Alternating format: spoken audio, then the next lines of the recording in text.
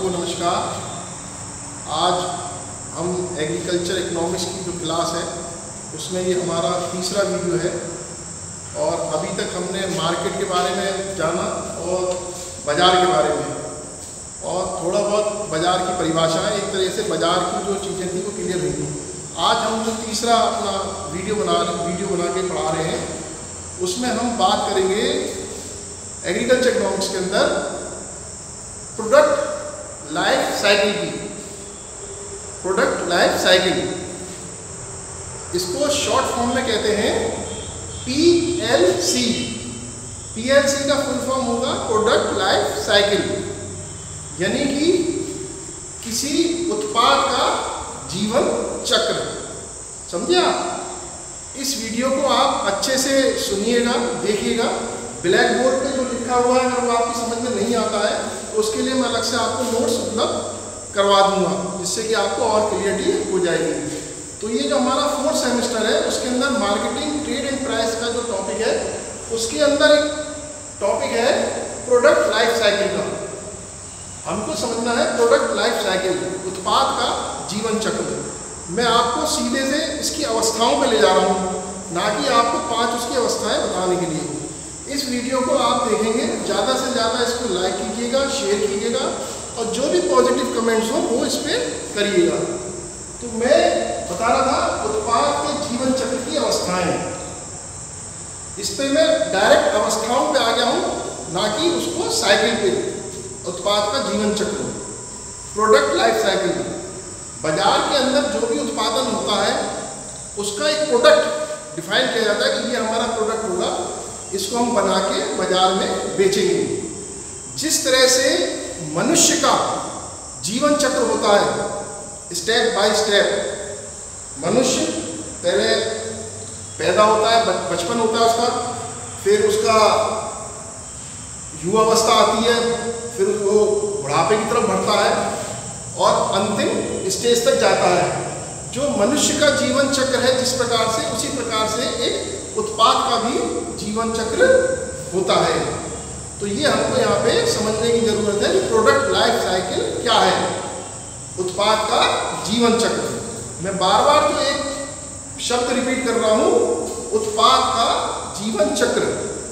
उत्पाद का जीवन चक्र, उत्पाद के जीवन चक्र की अवस्थाएं। यहाँ हम उत्पाद के जीवन चक्र की अवस्थाओं को समझेंगे। Stages of product life cycle, stages of product life cycle, ये चीज हमको समझने की जरूरत है।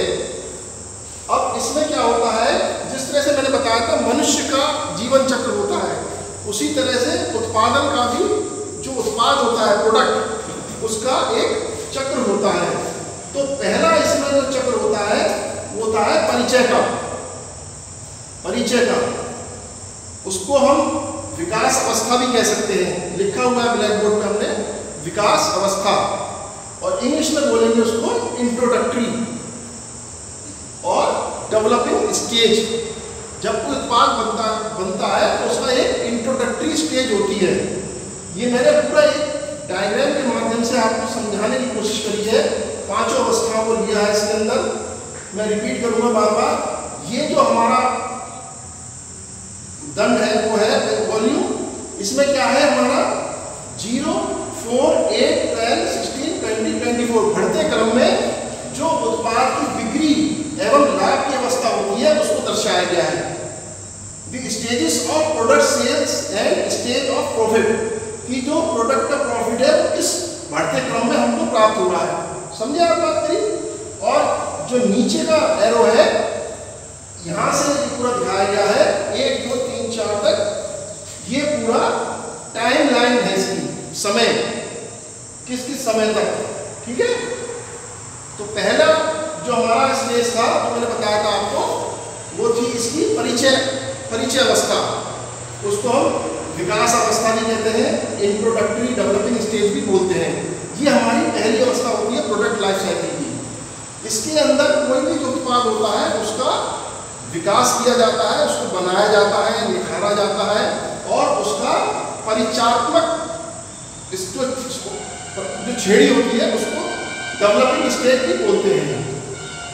दूसरी जो अवस्था आती है वो आती है वृद्धि अवस्था।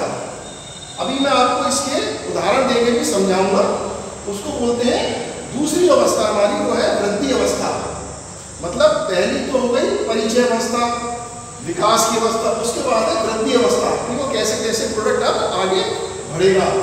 उसमें आता है हमारा इंक्रीजिंग स्टेज, उसको इंग्लिश में बोलते हैं इंक्रीजिंग स्टेज। तो पहली तो हो गई हमारी डेवलपिंग स्टेज, दूसरी क्या हो गई इंक्रीजिंग स्टेज यानी कि वृद्धि अवस्था। इस प्रकार जो तीसरी अवस्था है प्रोडक्ट लाइफ साइकिल के अंदर, वो है परिपक्वता अवस्था। परिपक्वता अवस्था उसको अंग्रेजी में बोलेंगे मैच्योरिटी स्टेज। मैच्योरिटी स्टेज, समझे बात आप?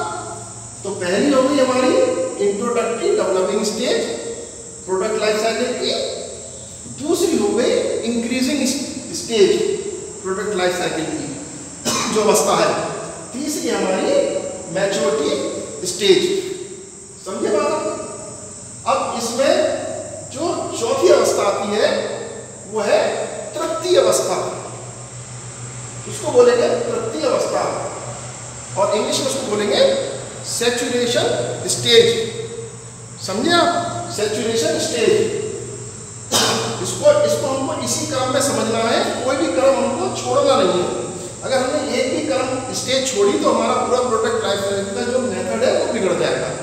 तो पहली थी डेवलपिंग स्टेज, दूसरी इंक्रीजिंग स्टेज, तीसरी मैच्योरिटी स्टेज और चौथी आई सैचुरेशन स्टेज।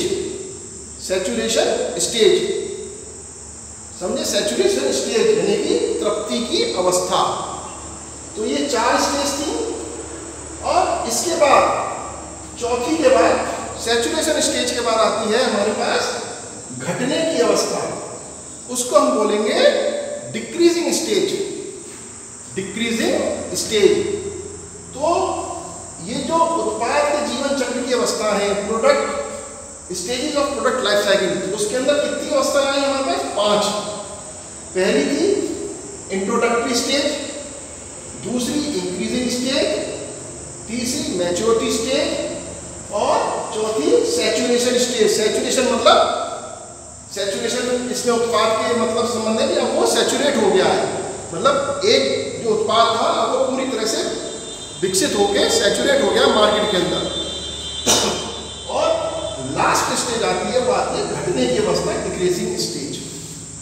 तो ये हमारी 5 अवस्थाएं होती हैं प्रोडक्ट लाइफ साइकिल के अंदर मेनली, जिसको हम इस डायग्राम के अनुसार हम समझा सकते हैं किसी को भी, और ये समझने के लिए आसानी के लिए मैंने बनाया है आप लोगों को, जिससे कि आप इसको आसानी से समझ सकें। और इसमें देखिएगा जो डायग्राम के अंदर जो धुरी घूम रही है, रेखा निकली जा रहा है, ये है 0 से लेके परिचय अवस्था में डाउन है, वृद्धि अवस्था में डाउन है, परिपक्वता अवस्था में डाउन है, और ये सैचुरेशन स्टेज, यहाँ पे जाके इसकी वृद्धि हो गई है रेखा की। इसको हम क्या बोलते हैं? बिक्री स्टेज। इसको हम बिक्री स्टेज भी बोलते हैं, जो कि 4th स्टेज है तृप्ति अवस्था की, मैच्योरिटी स्टेज, जो सैचुरेशन स्टेज है।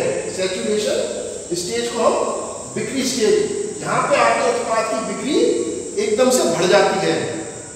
तो ये जो 4th स्टेज है सैचुरेशन स्टेज, इसको हम बिक्री स्टेज भी बोलते हैं, सेल स्टेज, प्रॉफिट स्टेज, ठीक है।